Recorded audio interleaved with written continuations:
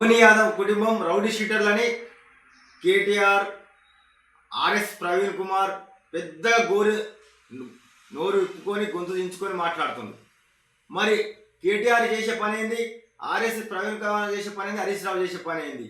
తెలంగాణ భవన్ సాక్షిగా 35 కేసులున్న ఒక రౌడీ షీటర్లను అత్యాచారం, దోపిడీ, బెదిరింపులు ఇలాంటి అనేక కేసులున్న రౌడీ షీటర్లను బీఆర్ఎస్ పార్టీలో చేర్చుకొని మీరు ఏ విధమైన సంకేతాలు ఇస్తున్నారు?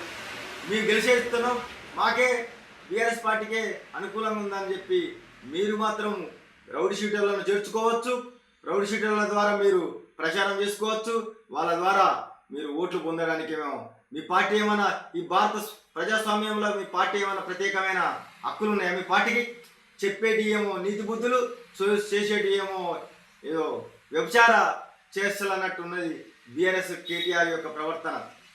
ఇవాళ ముమ్మాటికి సామాజిక కార్యకర్త, ప్రజా సమస్యల మీద స్పందన ఉండి 3 సార్లు అక్కడ జూబ్లీహిల్స్లో పోటీ చేసి ఓడిపోయి అక్కడ స్థానికమైన పట్టున్న నవీన్ యాదవ్ గారు కాంగ్రెస్ పార్టీ బీసీ కార్డు ద్వారా బీసీలకు, ఇటు గొల్ల వాళ్లకు, కుర్మ వాళ్లకు న్యాయం చేయాలనే ఉద్దేశంతో అక్కడ నవీన్ యాదవ్ గారికి టికెట్ ఇవ్వడం జరిగింది.